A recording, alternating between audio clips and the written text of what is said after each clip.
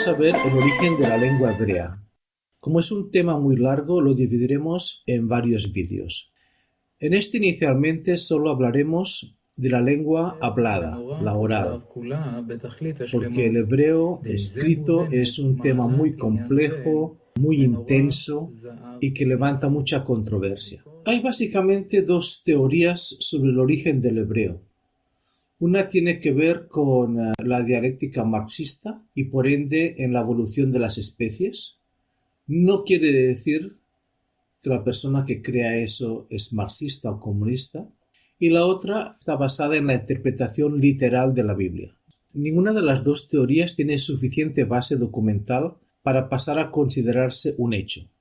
Si te decantas por una idea u otra al final de los videos, dependerá más de tus creencias e ideas que de lo que se pueda documentar. Ambas teorías tienen algunos puntos en común, no son tan dispares como las diferencias entre la teoría de la evolución y el creacionismo, porque no es todo prehistoria, en caso de que haya habido una, sino que gran parte es historia. La teoría de la evolución lingüística progresiva es la que básicamente cree todo el mundo. La textual solo es creída entre los judíos israelíes, seguramente en mayoría. Ahora, los judíos norteamericanos se decantan más por la evolución lingüística progresiva. También en Estados Unidos hay una minoría evangélica que también cree en la interpretación textual de las escrituras. Hay diferentes tipos de evoluciones, pero las evoluciones no necesariamente son líneas rectas de mejoramiento. El materialismo histórico de Marx y Engels consideraba que la sociedad es un progreso continuo de mejoramiento de la civilización humana. Va ligado a la evolución darwiniana del ser humano. Ellos decían que vendrían las sociedades socialistas y después de la sociedad socialista, que fue la Unión de Repúblicas Soviéticas Socialistas, vendría el Estado comunista. Se consideraba que finalmente habría una sociedad humana perfecta en la que cada uno aportaría según su capacidad y recibiría según su necesidad. Pero eso tiene un defecto, que es el concepto de civilización. Civilización viene de la palabra griega civis, que significa ciudad. Es decir, civilización es la capacidad de los habitantes de un lugar a saber superar sus diferencias para vivir bien los unos con los otros. En una ciudad tienes gente de diferentes religiones, diferentes creencias, diferentes gustos, y lo civilizado es ponerse de acuerdo para poder convivir sin tener conflictos grandes. Y cuando hay conflictos, saber solucionar de forma dialogada esos conflictos. Ahora bien, la teoría de la dialéctica marxista se topa con lo que vino después, que es el siglo XX. Probablemente fue el siglo más incivilizado o de los más incivilizados de la historia. Empezó el siglo con el genocidio armenio y luego tuvo otro genocidio que fue el Holocausto. Para colmo, en el siglo XXI los turcos niegan la existencia del genocidio armenio, en el que murieron millones de cristianos armenios asesinados en el desierto, y también los hay que niegan la existencia del Holocausto. Eso es innegable. Luego también estuvieron las dos bombas atómicas y también estuvieron las únicas dos guerras mundiales. No fue un siglo muy civilizado. La civilización no es una espiral de perfeccionamiento continuo, sino que es una secuencia de altibajos. La civilización sube y la civilización baja. La civilización es una evolución de picos y valles, y la lingüística es un reflejo del nivel de cultura y civilización. A mayor civilización, mayor nivel lingüístico. No es lo mismo decir vaya para allá y luego para acá que decir allí tuerza a la derecha y luego tuerza a la izquierda.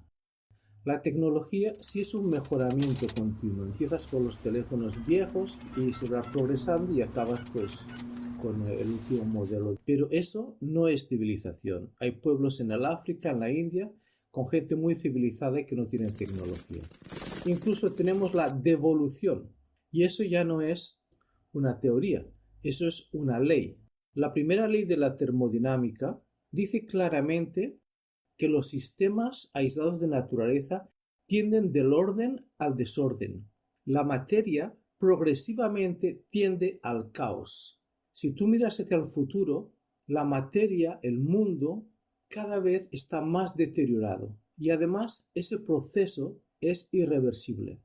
Te confirma que Génesis 1 es factible y además te dice que la teoría del Big Bang es imposible. Ya concretando con el nacimiento y evolución del hebreo, empezaremos primero con la teoría de que éste fue ligado a la evolución de las especies. Inicialmente habría un simio que diría y luego diría pa, luego diría pan, luego diría dame pan, pasaría por favor pásame la bandeja del pan. Lo que se diferencia más de la interpretación textual de las escrituras es que aparece en esta teoría por generación espontánea en diferentes partes del planeta. En Europa evolucionó y aparecieron unas lenguas, en América aparecieron otras lenguas, en Asia aparecieron otras lenguas y cada una fue por generación espontánea, no ligadas las unas a las otras, que es lo contrario a lo que diría la Biblia. Ese fue el origen diseminado e independiente de las lenguas. Entre ellas aparecería el paleohebreo. El paleohebreo no existe en la Biblia y sería un hebreo muy antiguo, muy arcaico, muy anterior a la existencia del pueblo judío, pero claro, no deja de ser una teoría porque lo único que tenemos son pruebas escritas. Pero claro, esas pruebas escritas las puedes interpretar en su existencia de una manera u otra. Si lo interpretas como que la civilización es una evolución constante de progreso, entonces el paleohebreo sí cabe ahí en esa teoría. Pero si consideras que las civilizaciones suben y bajan, el paleohebreo tiene diferentes interpretaciones y bastante variadas. No lo puedes saber porque tendrías que viajar en el tiempo y llegar allí y escuchar cómo hablan. No hay otra, solo puedes basarte en signos encontrados, pero el estudio puede ser muy diverso. En ese caso, el hebreo pertenece a la lengua semítica, que se llama, a un subgrupo llamado cananeo, porque apareció en la zona de Canaán.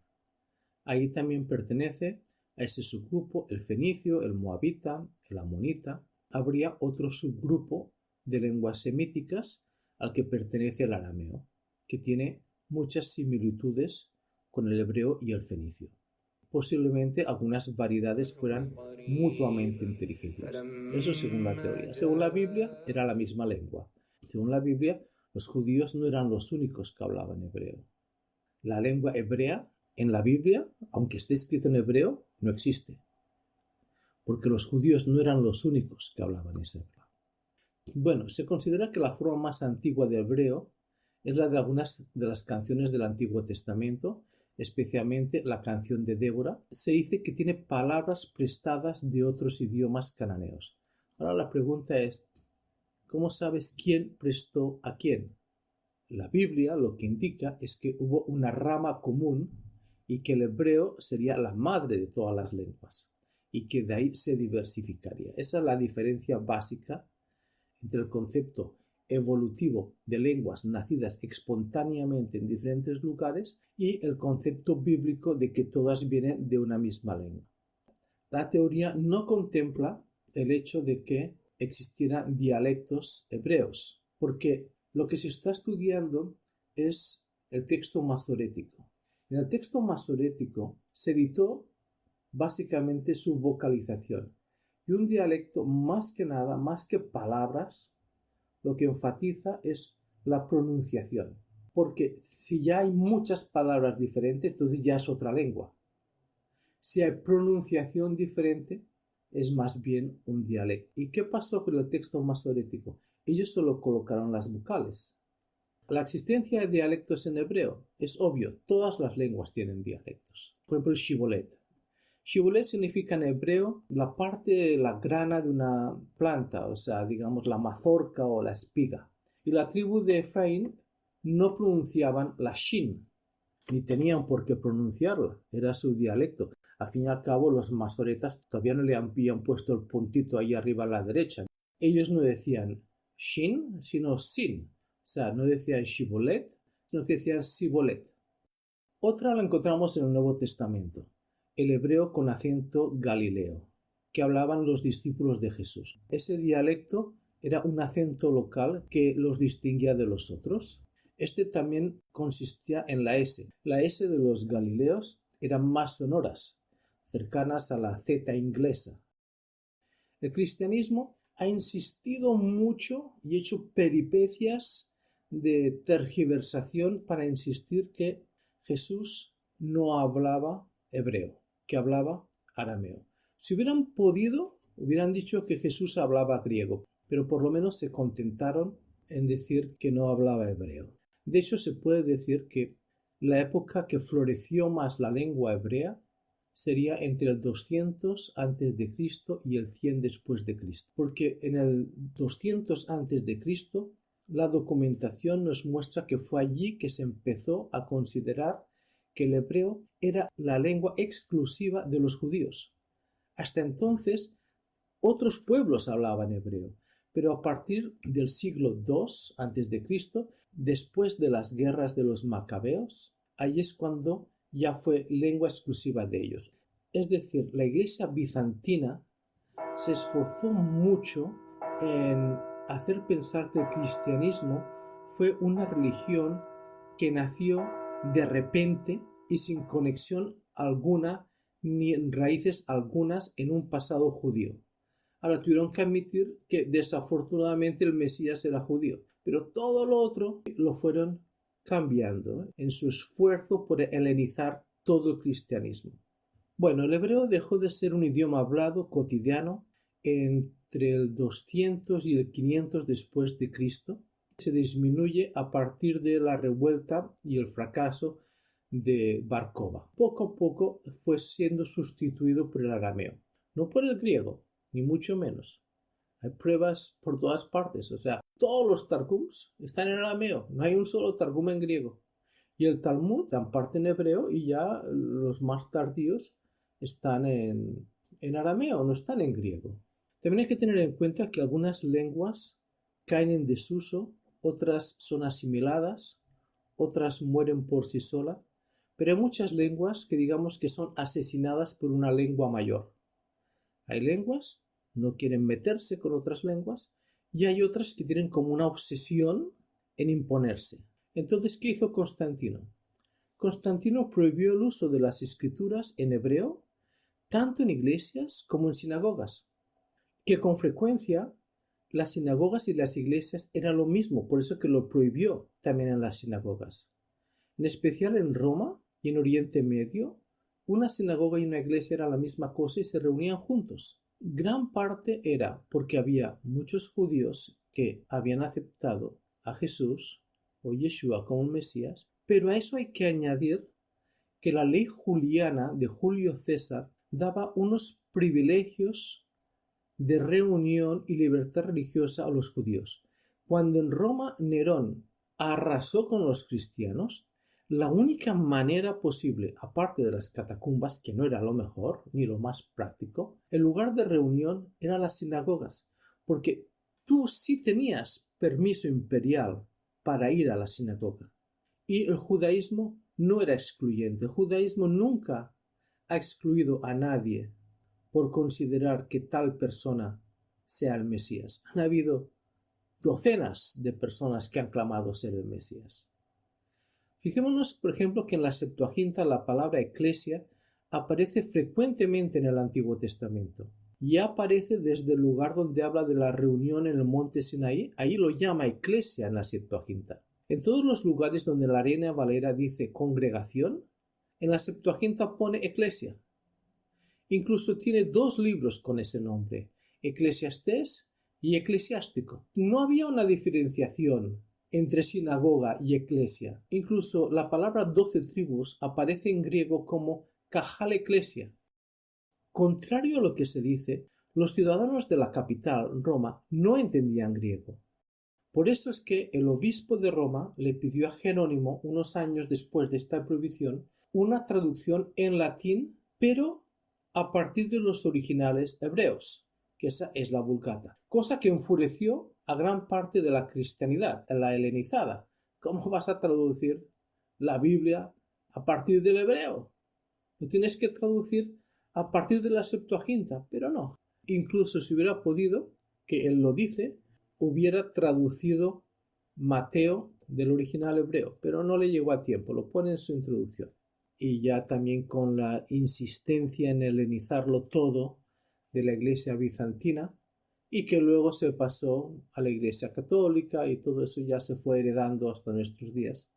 El hebreo pasó a ser de uso litúrgico para la lectura de las escrituras. Con la caída en el año 70 de Jerusalén y la destrucción del templo, el templo fue sustituido por la Torá. Shekinah significa nido o lugar de habitación. La residencia del Espíritu de Dios era en el templo. Ya después de destruido eso, el judaísmo consideró que la Shekinah tiene su residencia en la Torá, en las escrituras.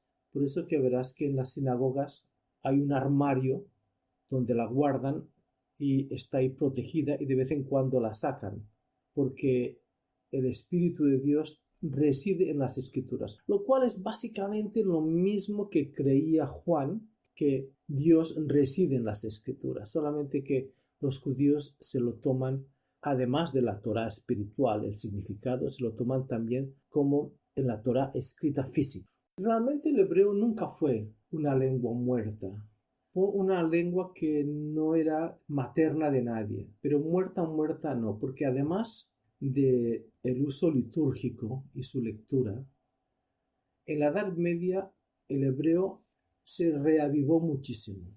En ese tiempo añadió muchas palabras nuevas, algunas del griego, otras del latín, algunas del persa, pero muchas fueron creadas pasando a utilizar la raíz hebrea. Palabras en hebreo, todas vienen de un verbo. Y se incrementaron entre 2000 o 3000 palabras, pero todas de carácter científico, médico y astronómico. La Inquisición consideraba que todo eso estaba prohibido. No se lo podían prohibir a los médicos judíos, básicamente porque los reyes prohibían que se interfiriera con eso, ya que eran los únicos médicos que existían, ¿no? Pero se escribieron muchos tratados de medicina, de astronomía, porque la escritura hebrea es la base para los grandes descubrimientos científicos. La mayoría de los libros científicos de la Edad Media eran escritos por judíos, pero forzosamente tenían que escribirlo en hebreo. Que luego sus libros se tradujeran al latín. Sí, pero en latín pierde toda su sustancia. El hebreo medieval ha sido corregido con el hebreo moderno porque habían algunas palabras que sí estaban un poco cambiadas. Por ejemplo, una de las primeras palabras que uno debe aprender en hebreo es kamá, kamá de ole. Si vas a comprar algo y no, tienes que preguntar cuánto, ¿no? ¿Cuánto cuesta? En la Edad Media no decían kamá, sino decían kamut. En verdad el hebreo moderno corrige muchas de las cosas del hebreo medieval porque se inicia desde el lenguaje bíblico. Ahora bien, que contiene muchas innovaciones, sí, claro, tienes que poner palabras que no existen en la Biblia, ¿no? La pronunciación del hebreo moderno no es la askenazí, sino la sefaradí. Probablemente es más fiel al original. Ahora bien, si tú le preguntas a un israelí, te dirá, uy, la diferencia entre el hebreo moderno y el hebreo bíblico es muy grande. Eso pasa en todas las lenguas, pero de todas formas no puede haber evolucionado tanto en 100 años. Que se han introducido palabras de otras lenguas, del yiddish, y más que nada del árabe, que digan inshallah y habibi, y sobre todo sababa, ¿verdad? Todas las lenguas tienen eso entra dentro de lo normal. Pero no me parece que haya cambiado tanto. De hecho, si tú nunca has ido a Israel, pero tú has estado en una universidad y has aprendido hebreo bíblico, y un día vas a Israel, lo vas a entender todo. Estas cosas ocurren en todos los idiomas. ומזה מובנת מעלת עניין זה מנורת זהב כולם ומכל מקום המראה